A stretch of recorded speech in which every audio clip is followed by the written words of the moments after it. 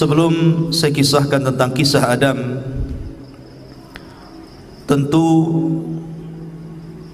sebelumnya Allah Subhanahu wa taala telah menciptakan makhluk pertama namanya Arsy. Karena sebelum Arsy diciptakan tidak ada zat kecuali Allah Subhanahu wa taala saja. Baru kemudian Allah Subhanahu wa taala ciptakan makhluk pertama, dan itulah makhluk yang paling besar yang disebut dengan Arsy. Tapi para ulama akidah mengatakan bahwa makhluk yang pertama kali diciptakan adalah Arsy, kemudian qalam. Baru setelah Allah Subhanahu wa taala menciptakan Arsy-nya, kemudian setelah itu menciptakan qalam, dan Allah berfirman kepada qalam, catatlah segala sesuatu yang akan terjadi sampai kiamat dibangkitkan. Maka qalam pun kemudian mencatat seluruh takdir. Tidak ada satupun kecuali berdasarkan takdir Allah Subhanahu wa taala. Kemudian setelah qalam tidak lagi mencatat karena kehabisan tinta dan telah kering, maka catatan itu diletakkan di Lauhil Mahfuz, yang kemudian Allah Subhanahu wa taala memerintahkan para malaikat untuk menjaganya. Dari sinilah kemudian Allah Subhanahu wa taala menciptakan langit dan bumi, dimulai dari hari Ahad dan diakhiri pada hari Jumat. Hanya 6 hari: Ahad, Senin, Selasa, Rabu, Kamis, Jumat. Maka Allah Subhanahu wa taala menyelesaikan penciptaan langit dan bumi dalam tempo yang 6 hari ini, dan selesai penciptaan keduanya di hari Jumat, sebagaimana Allah juga akan menghancurkan di hari Jumat, karena kiamat itu tegak di hari Jumat. Barulah kemudian Allah Subhanahu wa taala menciptakan makhluk-makhluk yang lainnya, gunung, sungai, pohon, dan begitu seterusnya. Maka ketika itulah Allah Subhanahu wa taala menciptakan makhluk pertama namanya malaikat, dan malaikat adalah tentara-tentara Allah. Kemudian setelah Allah menciptakan malaikat, maka Allah ciptakan jin. Jin inilah yang pertama kali menghuni bumi. Akan tetapi karena jin ini memang disifatkan Allah Subhanahu wa taala lebih banyak yang rusak dibandingkan yang baik, maka terjadilah kerusakan di permukaan bumi. Sesama jin ini saling bunuh-membunuh, menumpahkan darah, merusak bumi. Akhirnya kemudian Allah Subhanahu wa taala pilih dari mereka yang paling saleh. Jin yang paling saleh itu namanya Azazil. Maka kemudian Azazil inilah yang kemudian diutus oleh Allah Subhanahu wa taala, kemudian dibekali dengan tentara malaikat untuk memperbaharui jin-jin yang ada di permukaan bumi, sehingga jin-jin yang jahat itu ditangkap, kemudian dilemparkan ke beberapa tempat di permukaan bumi. Sampailah kemudian bumi pun tenang karena dia berhasil menenangkan kaum jin. Dari situlah kemudian Azazil diangkat ke langit dan menjadi raja bagi seluruh kalangan jin, dan dia tinggal bersama para malaikat yang kemudian oleh Allah Subhanahu wa taala diberikan amanah untuk menjadi khazanatul jannah, penjaganya surga. Dari sini Allah Subhanahu wa taala memulakan penciptaan yang pertama, kisah Adam alaihi salatu wassalam setelah malaikat dan jin. Dan ingatlah ketika Tuhanmu berfirman kepada para malaikat, aku hendak menjadikan khalifah. Dan Adam bergenerasi sampai generasi kita ini. Maka di bumi mereka berkata, apakah engkau hendak menjadikan orang-orang merusak? Qalu ataj'alu fiha man yufsidu fiha wa yasfikud dima. Ya Rabb, apakah engkau hendak menjadikan ciptaanmu itu orang yang merusak dan menumpahkan darah di sana, maksudnya di bumi? Wa nahnu nusabbihu bihamdika wa nuqaddisu lak, sementara kami, kata malaikat, makhluk yang senantiasa bertasbih, memujimu, membersihkan namamu. Maka Allah mengatakan, qala inni a'lamu ma la ta'lamun, maka Allah berfirman, saya lebih tahu apa yang kalian tidak tahu. Sesungguhnya Allah subhanahu wa ta'ala ketika menciptakan Adam min qabdatin, dari cidukan tanah, di mana Allah subhanahu wa ta'ala ketika menciptakan Adam ini dari beragam macam warna tanah. Ada tanah yang berwarna putih, ada tanah yang berwarna merah, ada tanah yang berwarna hitam, dalam riwayat ada tanah yang berwarna kuning, dan ada yang bercampur di antara warna-warna ini.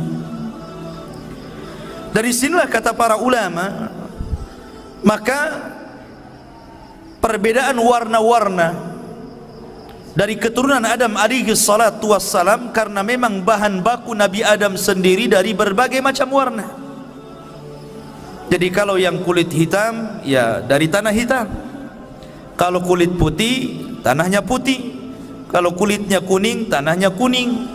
Artinya bahwa Allah subhanahu wa ta'ala menciptakan dari berbagai macam warna tanah, dan itulah menjadi keturunan Banu Adam.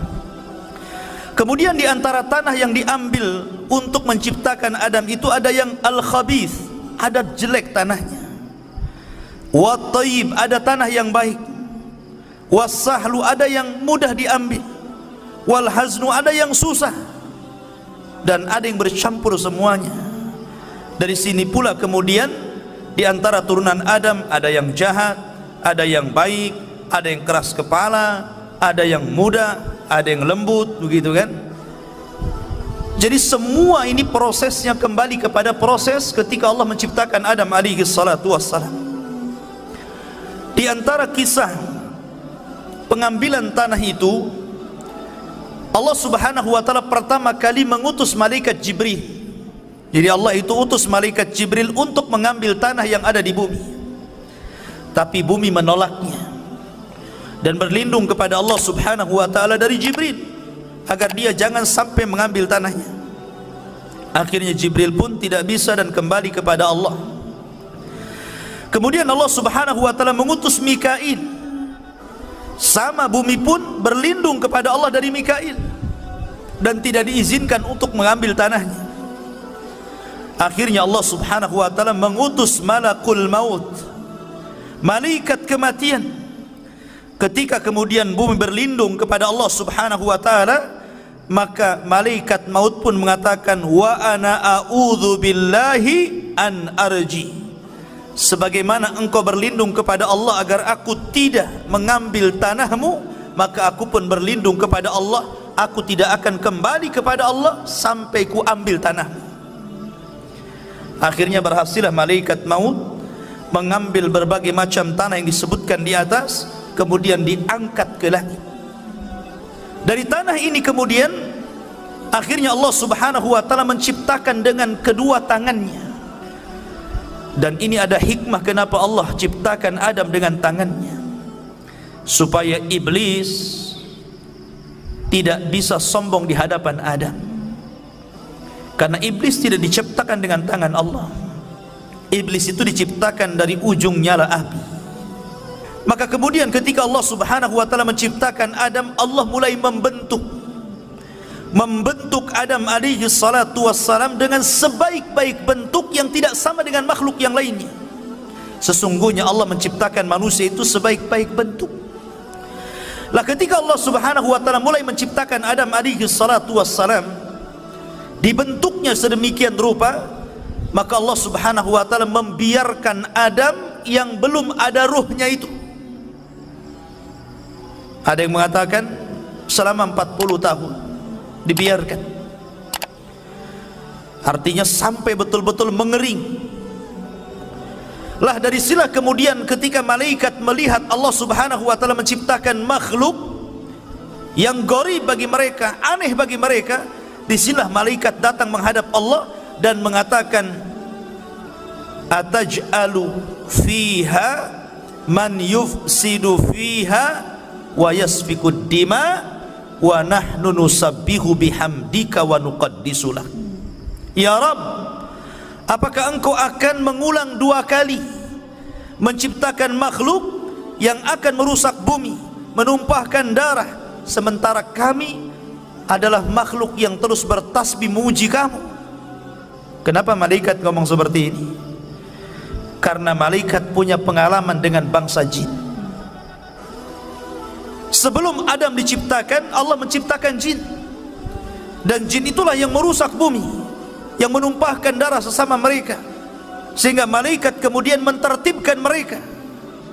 Karena malaikat punya pengalaman dengan jin, makanya dia kemudian datang menghadap Allah dan bertanya, ya Rabb, apakah engkau akan menciptakan makhluk lagi yang akan merusak dan menumpahkan darah? Makanya Allah subhanahu wa ta'ala mengatakan, inni a'lamu ma la ta'lamun. Lah saya ini yang menciptakan lebih tahu dibandingkan engkau. Barulah kemudian malaikat paham, dari turunan Adam ini ada yang menjadi para nabi dan rasul. Terkadang tingkatan mereka di atas para malaikat.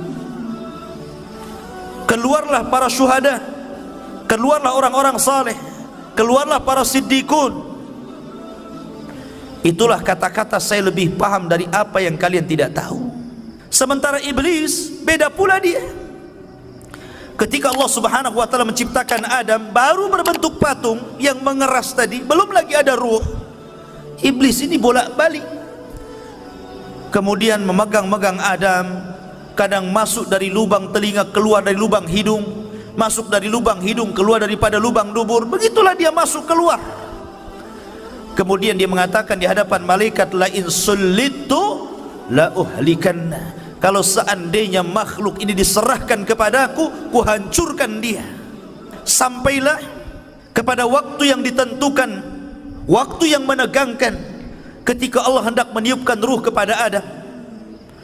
Maka Allah subhanahu wa ta'ala memerintahkan para malaikatnya agar berkumpul.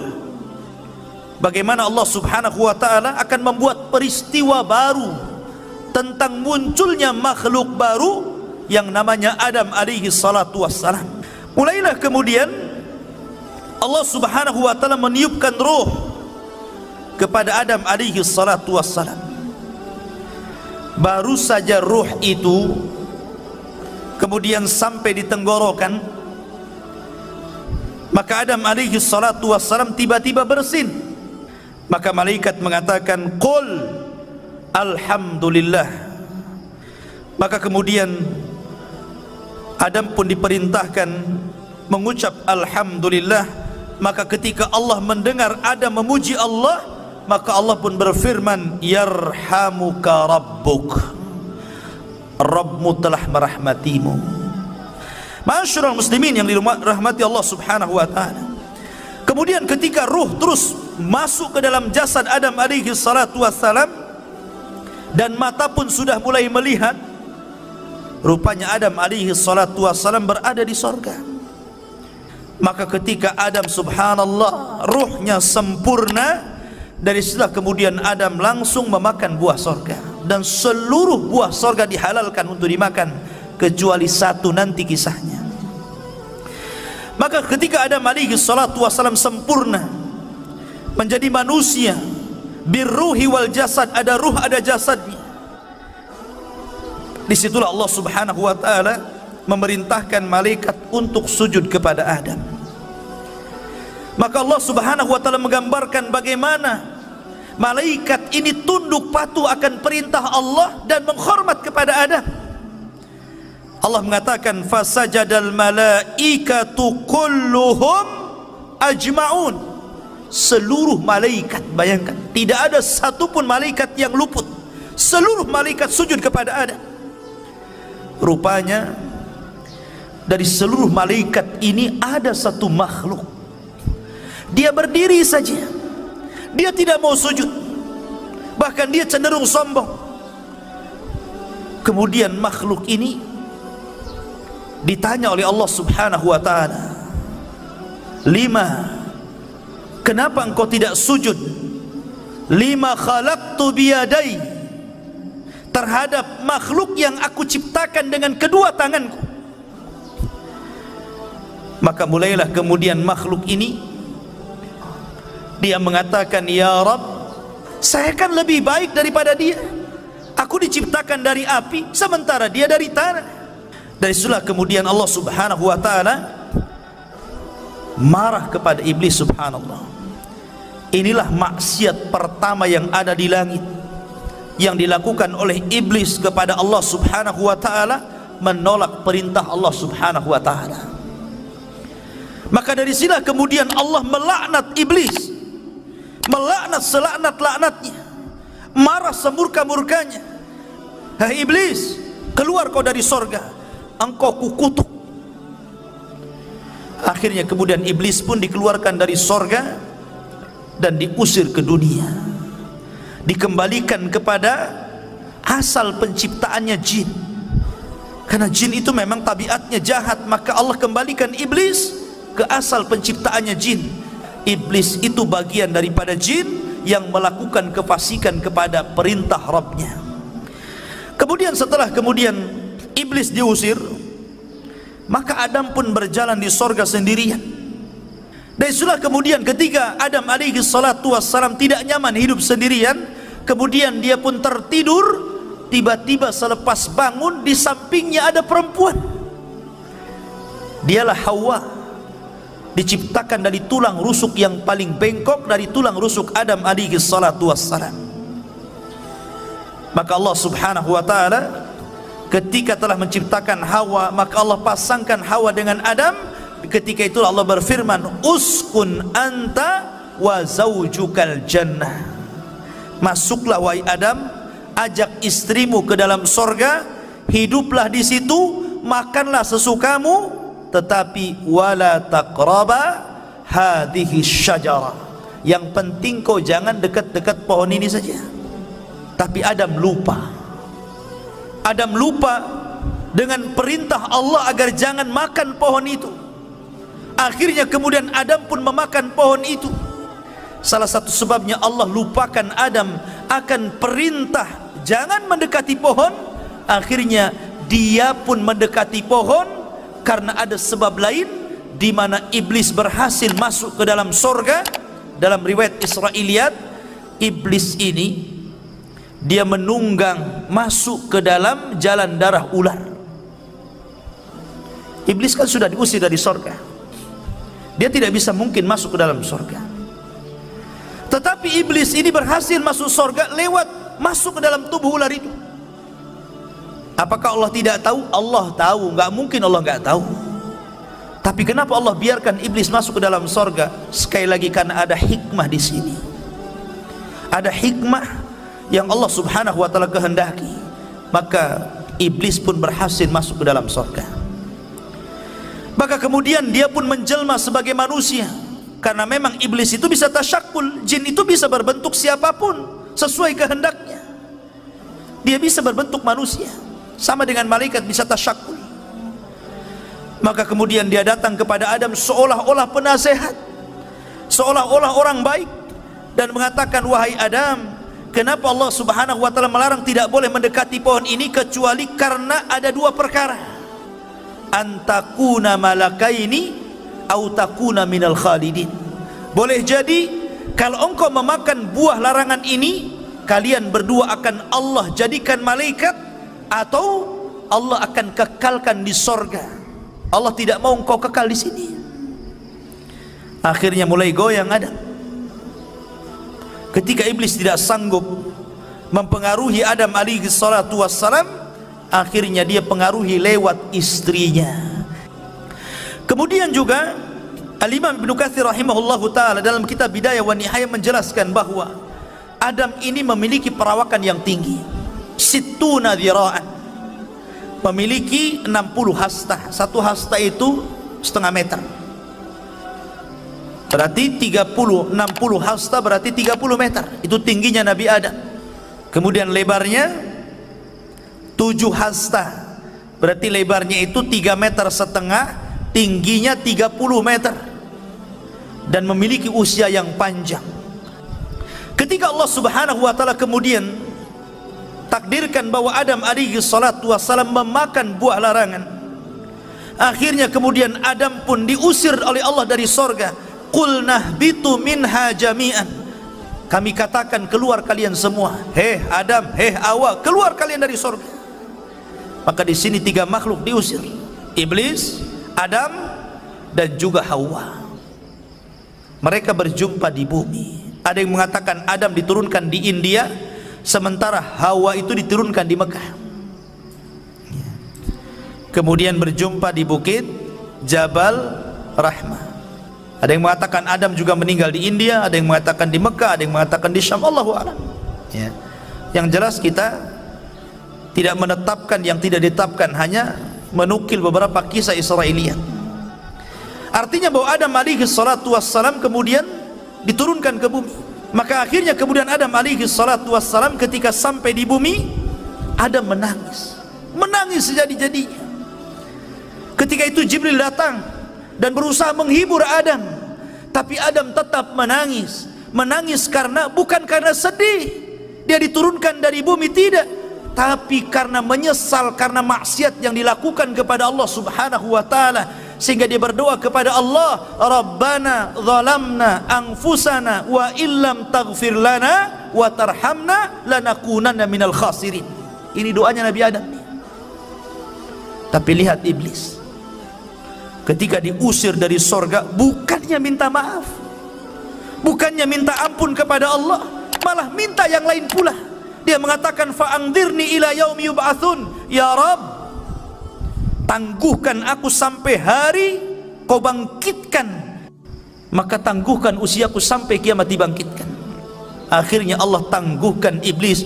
Makanya iblis itu satu-satunya jin yang tidak akan pernah mati. Ketika Adam sudah di bumi, Hawa sudah di bumi, dan Allah pertemukan keduanya, akhirnya kemudian diilhamkan untuk menutup aurat keduanya. Maka disinilah permulaan permusuhan antara iblis dan Adam serta anak keturunannya.